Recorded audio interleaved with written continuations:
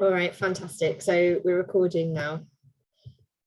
All right, well, thank you very much for joining us this morning. As I've said, this is the first of our, well, it's actually the second of our application workshops to give you a little bit more information about our supportive home grant round.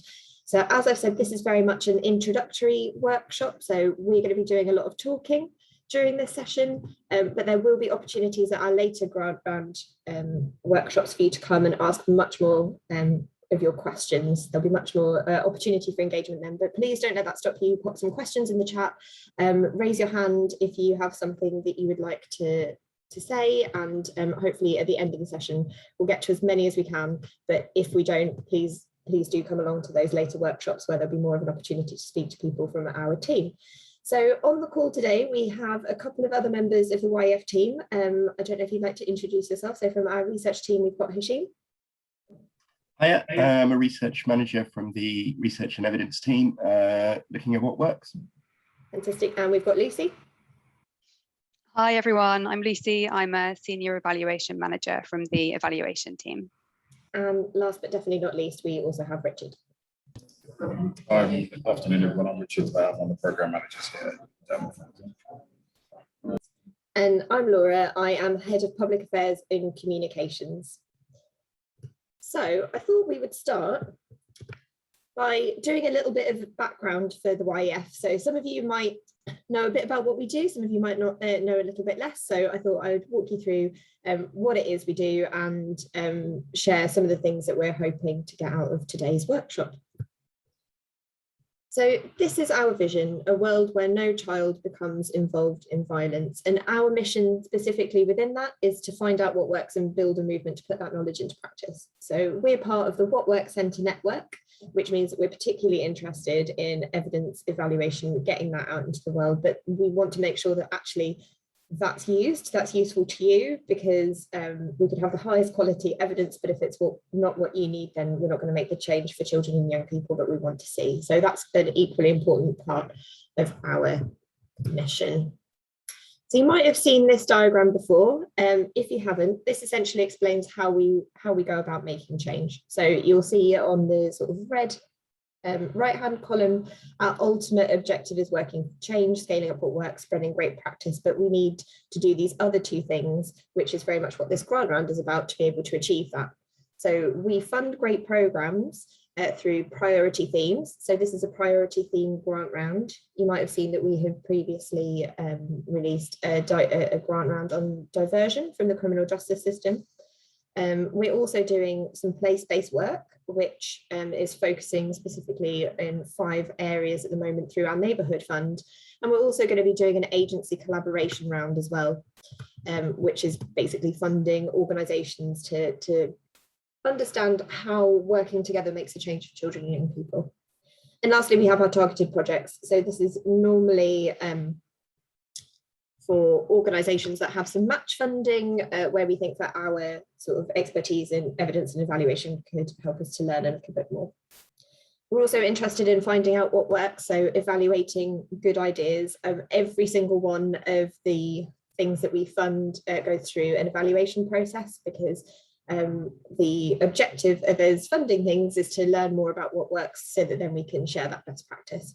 We're also interested in making the knowledge accessible and understanding the lives of young people, which we're doing through a really big peer research project. So specifically this year, to achieve each of those things, I mentioned we've got our first grant round, which we launched, I think, back in May, actually, which is on diversion from the criminal justice system. This is our second theme grant round that we're launching this year on family support programmes. It's what we're here to talk about today. We have launched our neighbourhood fund in those 5 different areas that I spoke about. So we're currently working with community partners to identify really local areas where we're going to invest in and basically support the community to design interventions to see if that increases how effective they are. And we also have our targeted project stream. So that opened in spring. It's closed at the moment. You can find out a bit more about our website. This is for promising projects that don't necessarily fit into our other 2 sort of funding streams. On finding out what works, we're aiming for impact studies in almost all of our funding. So Lucy's here on the call today from our evaluation team, and she's going to walk you through what we mean by that. We have also launched the YEF toolkit, which I hope is going to be a really useful resource for you here, which essentially explains some of the evidence about what we already know about different approaches and practices, and that's something that we're going to be looking to update as throughout the life of the fund. So we'd be interested to share that with you, and also hopefully get some of your feedback too. And then understanding the lives of young people. I think next week, actually, we are launching the Peer Action Collective, which is a network of children and young people who are going to be designing and conducting research projects. And then we're going to be supporting more young people to take what those researchers have found and put that into practice in their communities. So why we're here today, hopefully that was a bit of interesting background about who we are, but we know that to achieve our mission, we need to work with you. So through today's session, we really want to share a bit more information about the grant round, what we plan to fund, how young people and our partners have informed our thinking. So you can see sort of how we got to where we are, why we think that this is a particularly important area for us to be funding in. Hashim's going to walk you through what the evidence already says about family support, so you can see what we've already learned and what we hope to build on through investing in this round. Lucy's going to give you an introduction to what evaluation means for YEF projects. And then we're going to share a few other YEF resources, which will hopefully help you if you do decide that this is a grant round for you and you want to use evidence to support your application, which is something that's really important to us. So what's the difference between today's workshop and the other workshops we're running? As I've said, this is very much background to the round, what the evidence says, basically helping you decide if you're eligible for this round. And unfortunately, we're not going to have that much time for a Q&A just because there is quite a high amount of content for us to get through. But we also then have our application workshop. So we'll go into a bit more detail of the scope. And I think it's mostly for organisations who feel that they fit these eligibility criteria that we're going to run through today. There'll be a bit more information, and I think the most important thing is giving you a lot more time to ask questions once you've had a chance to read some of the resources that we're producing for the grant round.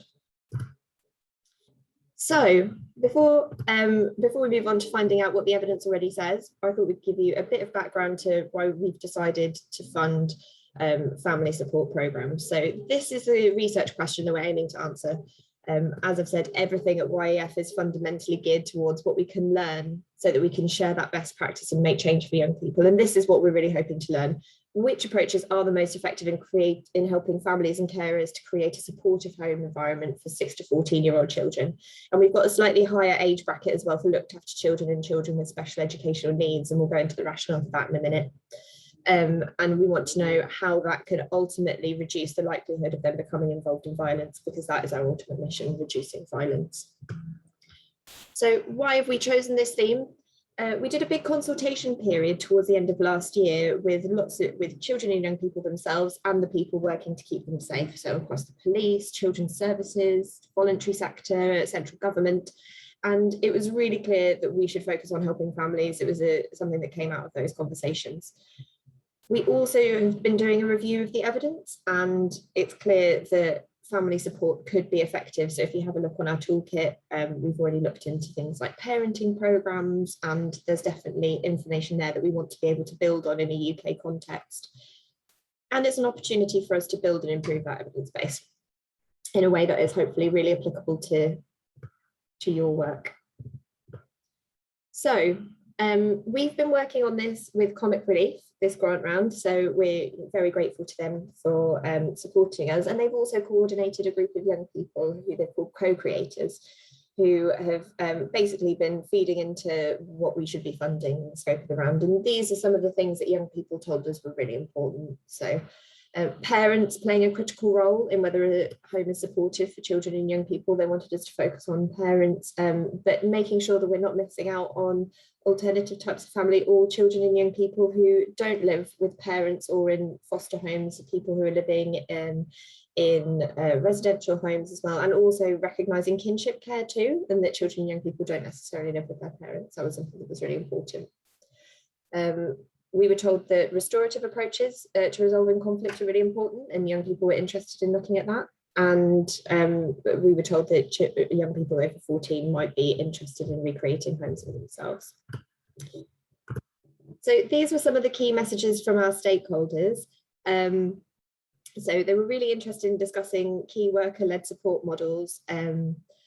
These are a few of the things that they said, like families are frustrated about having to repeat themselves to different agencies. Key working is not a role, but it's a culture, and that's something that was particularly interesting. On parent training and family intensive programs, we were told about the importance of cultural competency and recognizing that the supportive family looks really different for different children. And finally, we were told that we should really focus on looked after children with experience in the care system, and making sure that whatever we're funding should be available to them. And finally, that transition between children's social care to adult services was flagged to us as a particularly important area, and that's part of the reason that we're looking at funding programmes for a slightly older age group, potentially for children with that experience. So as I've said, that's one of the key clarifications that we want to make today. Why the older age bracket for children with experience of care? That's because teenagers are the fastest growing group of children in child protection and care. Children entering care often don't receive the help that they need, and it's why we need to find out which approaches could help to provide the support that those young people need.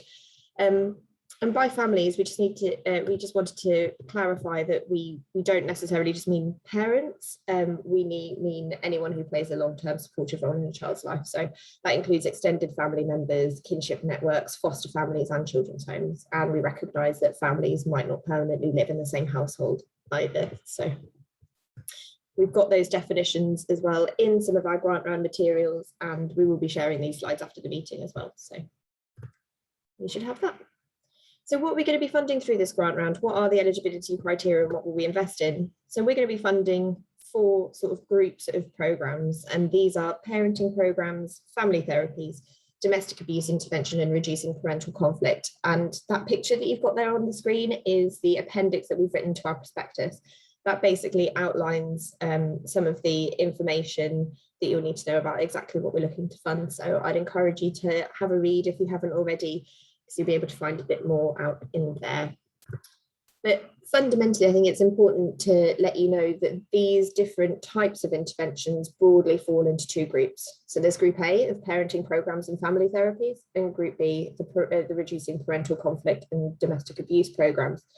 And the reason that we've divided them in this way is because there are different levels of evidence for us to build on. So there has been evaluation of parenting programs and family therapies to a different sort of level of robustness than there has to reducing parental conflict and domestic abuse programs. And Sheen's going to tell you a little bit more about that in a second.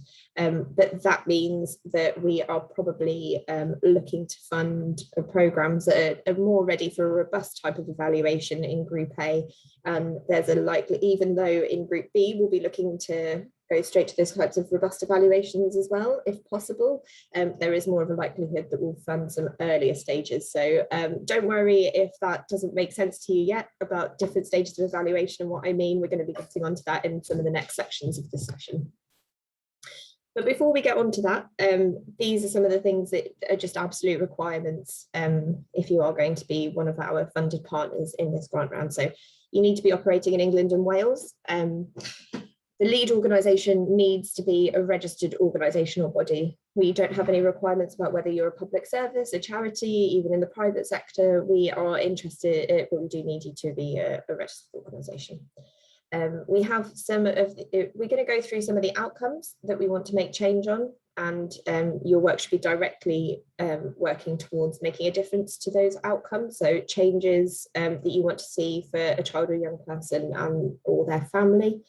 We want you to be already delivering your project. So because we're looking to fund advanced levels of evaluation, we're not really looking to invest in new projects through this funding round or new ideas, things that are already delivering that could really benefit from enhanced evidence.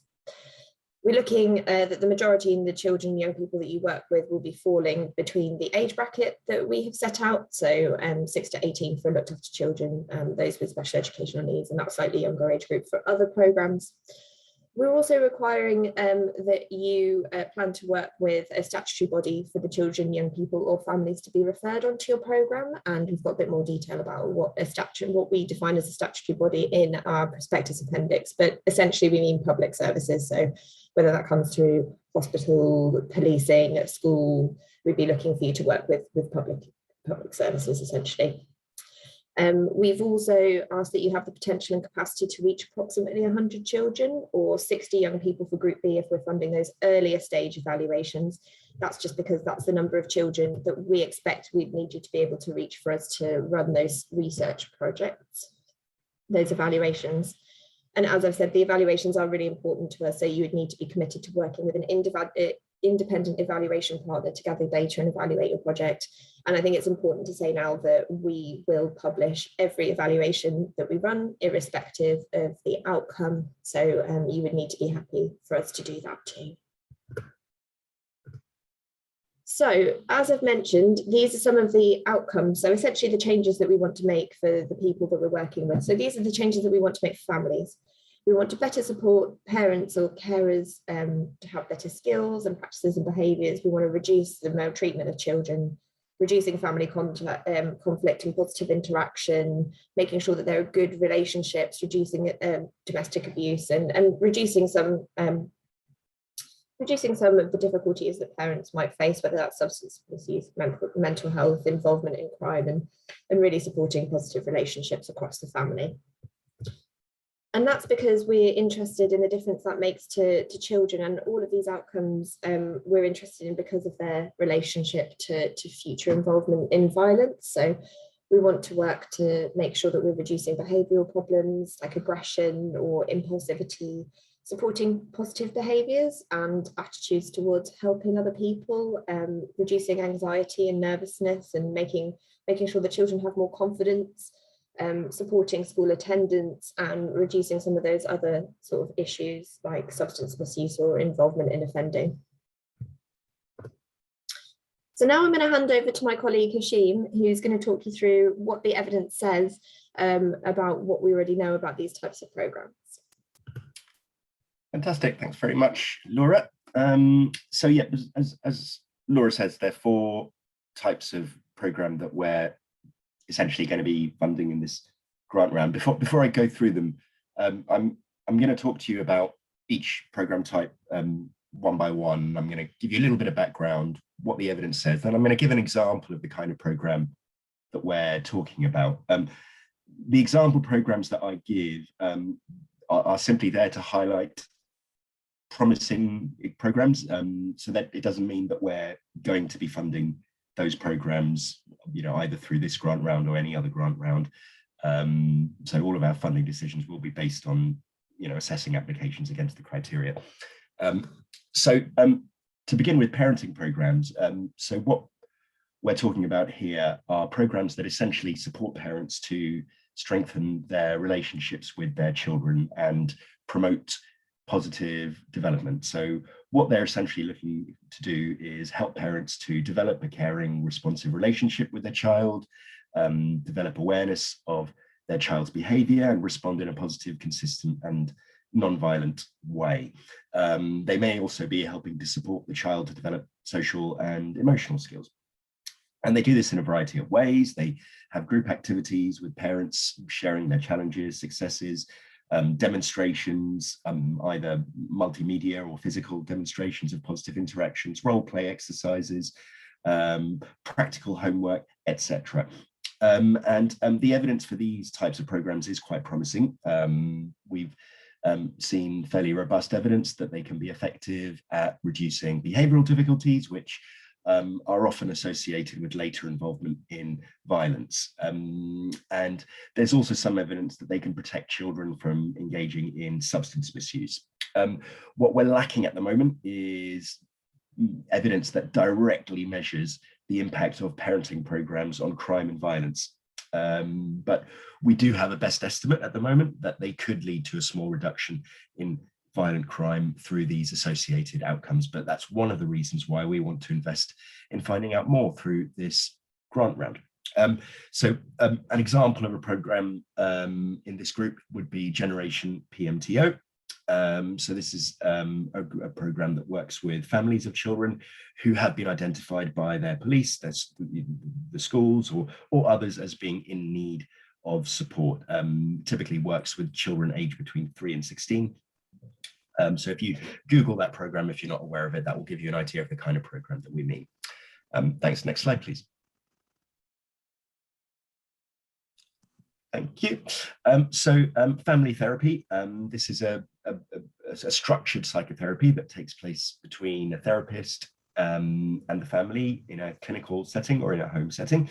And there are several family therapy programs that have been rigorously evaluated.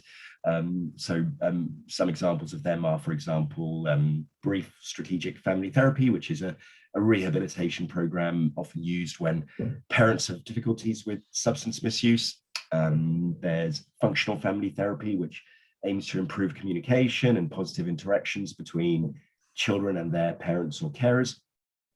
There's multidimensional family therapy, which is another substance abuse prevention program, and it's developed for children and young people, particularly those who have offended, misused substances or have other behavioral difficulties. And there's multi-systemic therapy, which is designed to support positive changes in the various social systems that surround a child. So that could be the home, the school, the community, or their friendships. Again, we've got some fairly robust evidence of this, of the success of family therapy programs. They've been found to reduce child involvement in crime and violence. Particularly, the caveat here is that this evidence is often quite focused in the States. There's fairly robust evidence in the States, less robust evidence here in the UK. And there are many potential reasons for that. One may be that if you're doing a randomized controlled trial in the UK, the control group probably gets a stronger program than it does in the States. So it doesn't necessarily mean that it's not effective in the UK, just that it's not as effective compared to business as usual. An example of this, as I mentioned, is multidimensional family therapy. That's one potential example. Thank you. Next slide, please. Brilliant. So now we're on to the Group B programs. Reducing parental conflict. These interventions are specifically designed to improve the relationship between parents rather than between parents and children. So they typically focus on the way parents manage conflict, how they communicate with each other, and how this affects their parenting. It could be helping parents to learn how their children can be drawn into parental conflict and refocus their attention on supporting their children. And these programs can work with families where the parents are still in a relationship, or it could be with families where the parents are in the process of separating or have already separated. In terms of the evidence, we're still learning about the impact of these interventions. Some evaluations have shown that these interventions can help parents to develop stronger relationships. There hasn't yet been much research on the impact of parental conflict programs on children, but there is some very early evidence that they can help in supporting children to reduce some of their behavioral difficulties. And an example of such a program is New Beginnings program for divorced and separating families. So this is a program where they work with the parents. It supports the parents to develop strategies for managing their conflict, their anger, and aims to reduce that children's exposure to harmful conflict between parents. Brilliant. Next slide, please. Thank you. The last type, the second type in Group B, this is domestic abuse interventions. Evidence shows that by witnessing domestic abuse, particularly between parents, it can make it more likely for a child to later become involved in violence themselves. It's a risk factor. Such domestic abuse interventions aim to prevent and reduce the harm resulting from domestic abuse to adults and to offer support to any children who might have been exposed to intimate partner abuse. And that may be through witnessing violence from a parent to another parent. These programs essentially help children to understand that domestic abuse isn't their fault, and they can include a wide range of activities such as advocacy, which involves providing domestic abuse victims, almost always the mother, with that emotional and social support, helping parents to understand that the impact of their domestic abuse on their children, forms of psychotherapy to help adults to rebuild their relationship if that's appropriate, and practical help for victims of domestic abuse to access help and support. So in terms of the evidence, there is evidence that they can be effective at reducing harm for adults who've experienced domestic abuse, and there is some initial evidence that they can help reduce behavioral problems in children who have witnessed that domestic abuse. But there's still less evidence about whether they can help prevent children from becoming involved in violence in the future. And that's one of the things, again, that we'll be looking to look at, that we'll be looking to test in this grant round. So an example program is Domestic Abuse Recovering Together, or DART. So this is a program that works with mothers and their children, aged between 7 and 14, who have experienced or witnessed domestic abuse. So the mothers and the children together attend weekly sessions over 10 weeks, and it's typically delivered in children's centres or in school settings. So that's the kind of program that we mean. Thank you.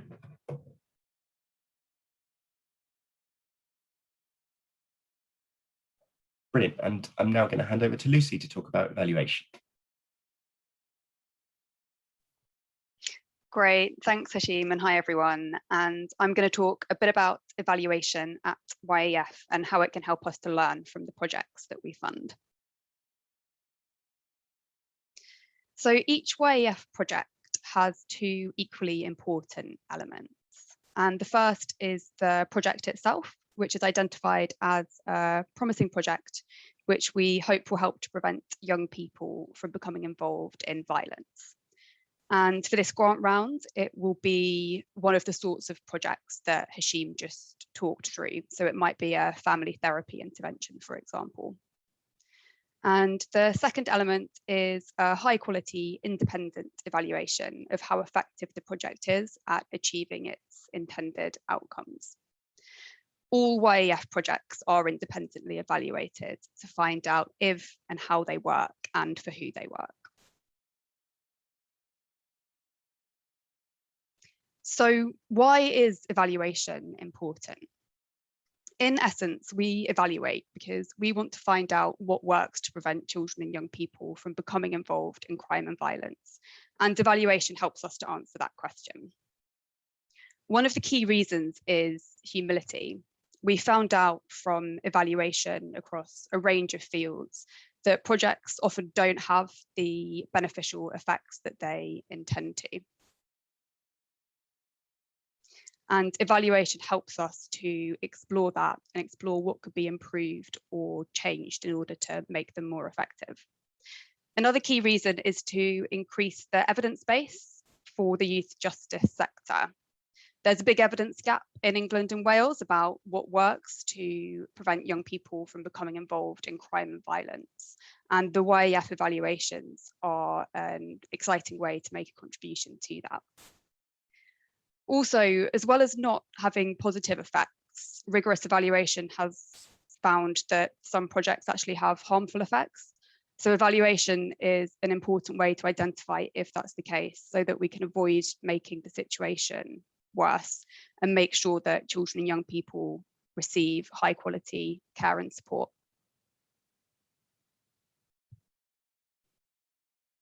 And another really important reason for evaluation is that the results are valuable for projects. Thanks. And that's because the results can help improve the quality of implementation. And that can be done through better understanding which elements of your project work well and which might need improving or changing. And it's also a way to make the case to children, families, those that are going to be taking part in the projects, and potential investors about the proven benefit of your project, which can generate further interest. Thanks. Next slide, please.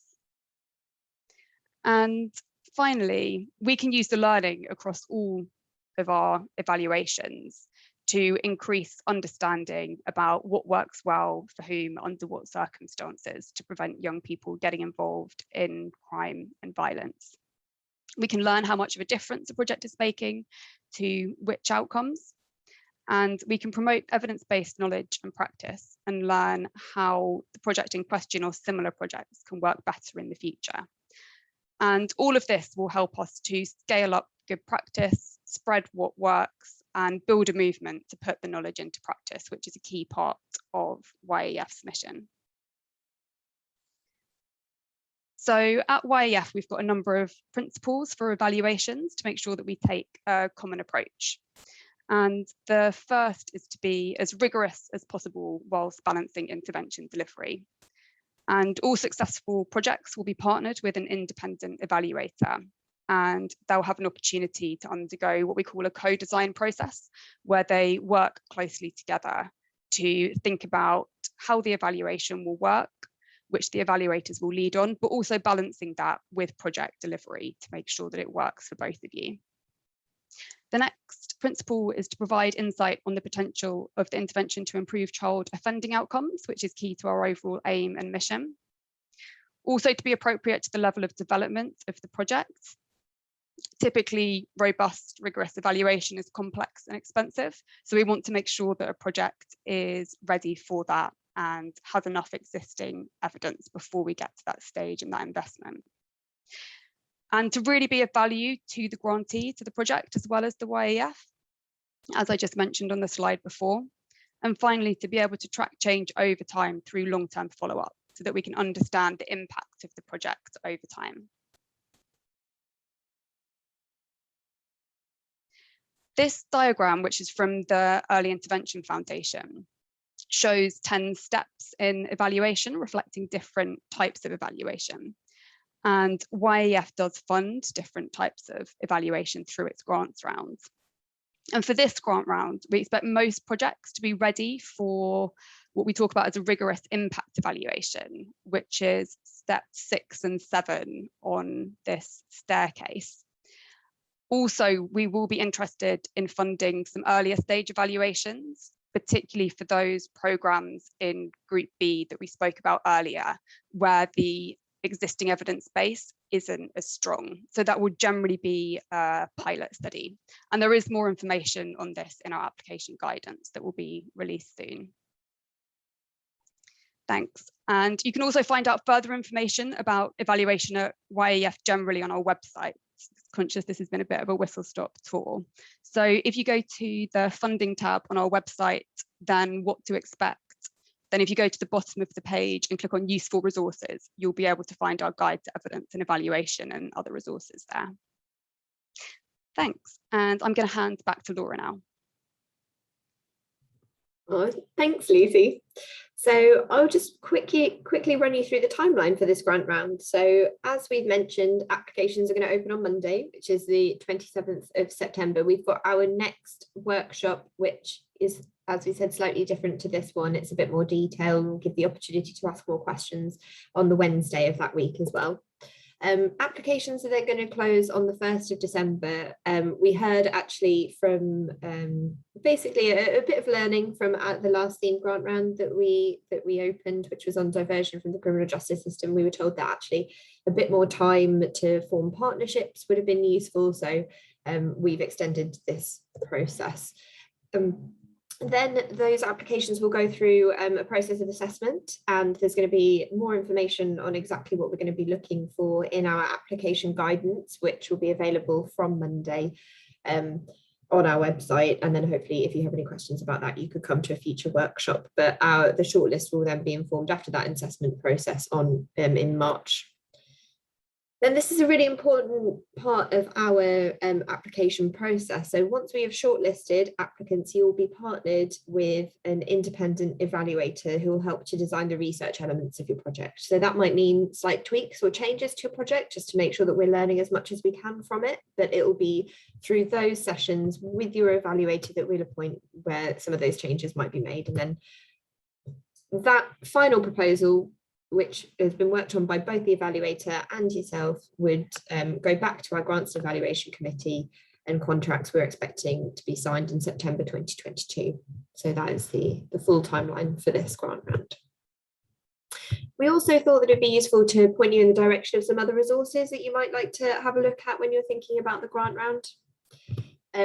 So we've had our 2 introductory workshops now, which are really just a sort of broad overview of what the round is, what we're looking to fund and how we got here. But there are those more detailed applications, the first one on the 29th, and then running fortnightly throughout the time that the application period is open. So I'd encourage you to sign up to some of those if after this workshop you think actually this is something that is right for you. I also wanted to let you know about the YEF toolkit as well. Hopefully you will have seen it already, but essentially it's a free to use online resource that summarises research to make it accessible and actionable, so easy for you to put into practice in your day-to-day work. It's there to support professional decision making when we're not suggesting that we know more than professionals or that this should override your local context. It's there for you to use and apply so that evidence is feeding into the decision that you're making. And we're hoping that it's going to create a foundation for change for our advocacy work. So finding out what is most effective by summarising existing research will help us advocate for the things that are really effective so that children and young people are getting that evidence-led support that they really deserve. So this is an email address if you have any questions to get in touch with us. It's grants@youthendowmentfund.org.uk. I've seen a few questions come through the chat. I know that we have probably around sort of 15 minutes before, and then we can close early. You can get a little bit of time back, but I've been watching the questions come through the chat. The first one I think is an easy one to answer. Will the presentation slides be available? Yes, we're going to send them around to everybody. We've also been recording this session, so if you want to look back on anything, that will be available on our website. We also got a question about whether we will be funding hybrid programs that might fall between a program in groups A and group B.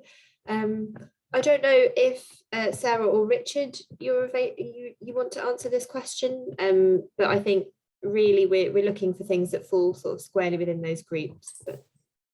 Yeah, happy to come in, Laura. Yes, so we need projects to be really specific and fall specifically within one of those groups rather than across the groups, because that would be really, the likelihood is there would be a number of different outcomes and it would be quite difficult for us to focus on what the project is and therefore what we're evaluating.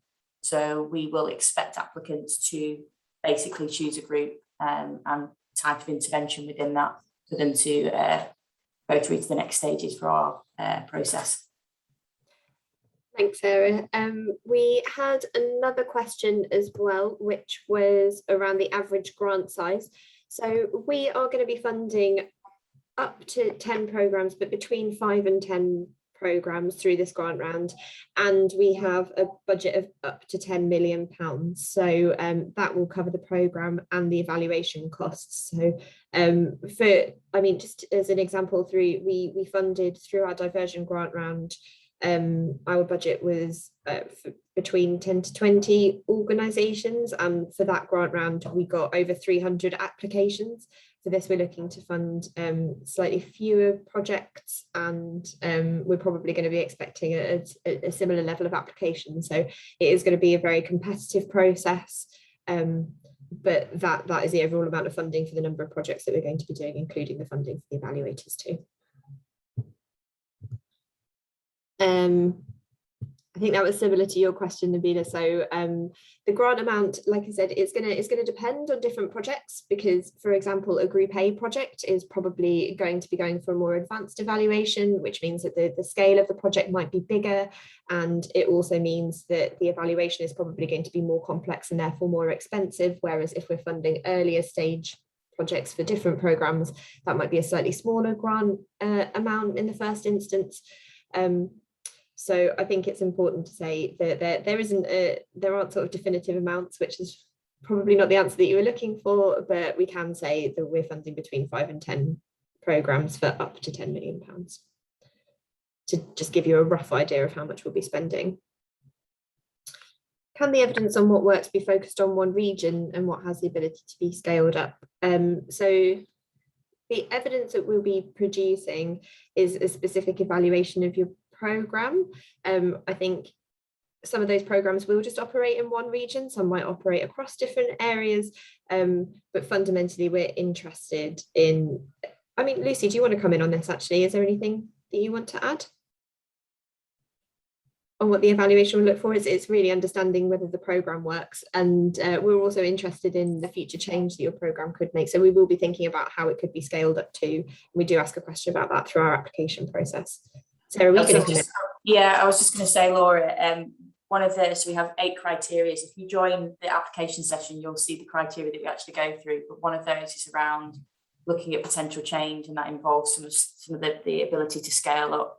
And that could be being able to scale up in size as an organisation to deliver, or how replicable your project is. So, for example, if you're a local authority, could another local authority deliver it, and what would that look like? So in some instances, projects will be being delivered either in one region or one area. But we would be through the process of evaluation, understanding what that might mean in terms of scale up and what that would look like. Thanks, Sarah. Also got a question through, will new programmes be considered? No, we're looking to build on evidence. We might consider programmes that have been delivered in another country, potentially, that haven't been delivered in a UK context before, but we're not expecting brand new programmes to be delivered through this grant round, because we're going to be hoping to build off existing evidence. Does the type of therapy matter? I guess this is for the family therapy round, specific sort of group of programs that we're interested in funding, because within the family therapy section we'll be looking probably at quite advanced evaluations. We would expect whatever, I guess the type of therapy will be interesting to us if there's already some good evidence that we can build on.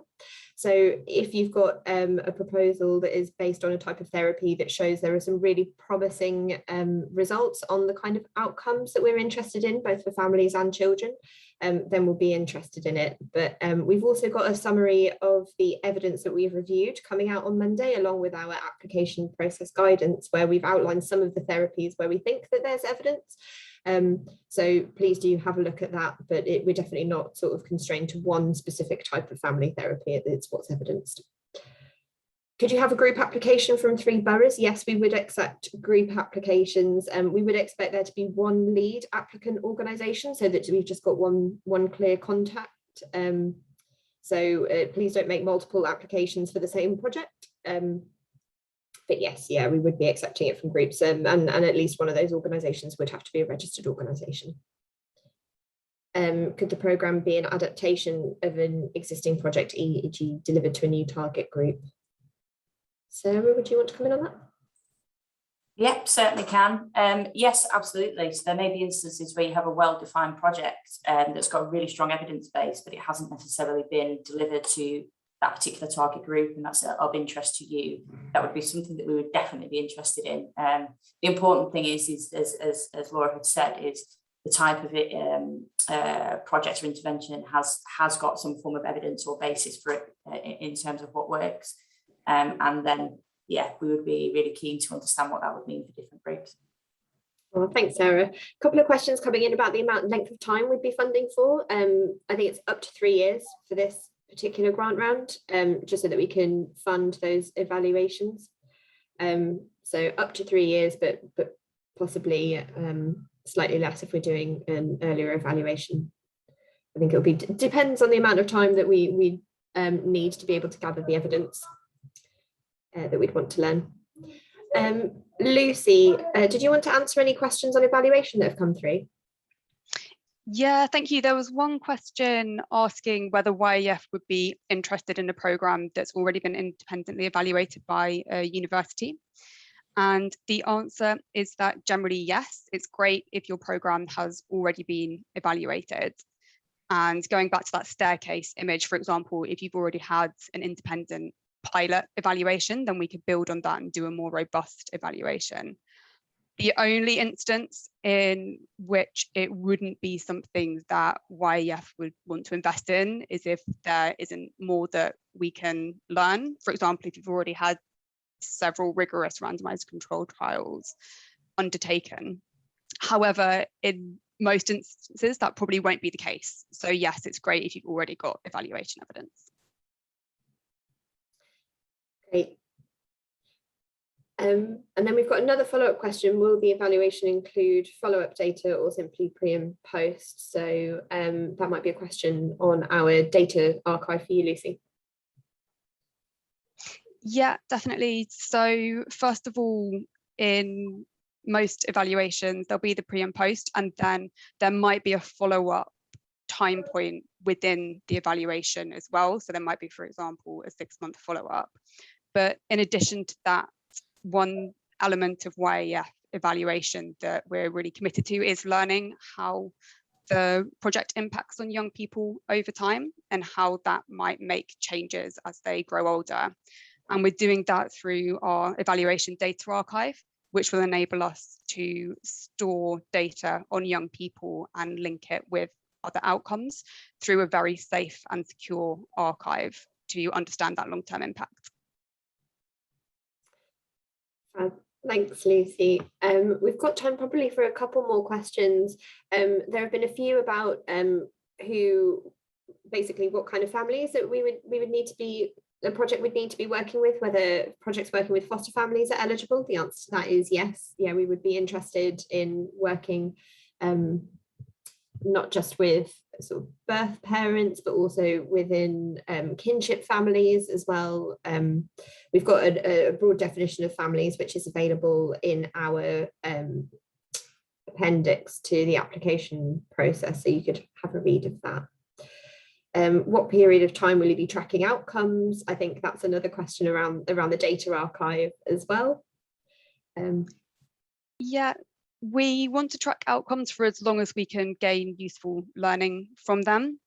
We haven't set a time limit on how long the evaluation data archive will exist, but we are committed to reviewing it every 5 years to check that it's still being used by approved independent researchers and that we're learning useful things from it. Definitely. And then I think the final question that we'll take, is there a minimum amount of time that a project has to have been in existence to apply? So as we've mentioned, we're not going to be funding new programs or new ideas, but one of the application criteria is that we'll assess you on is how your ability to be able to deliver the program that you've set out. And I think that basically having evidence of delivery before would basically go a good way to be able to show that, but we don't have a specific cutoff for the amount of time that you would have had to have been in existence. Sarah, is there anything you wanted to add to that? Yeah, I mean, I guess as a rule of thumb, you would want a project to have been running for at the very least probably 6 months. 12 would be kind of ideal, so that there is that consistency of delivery and refinement of delivery.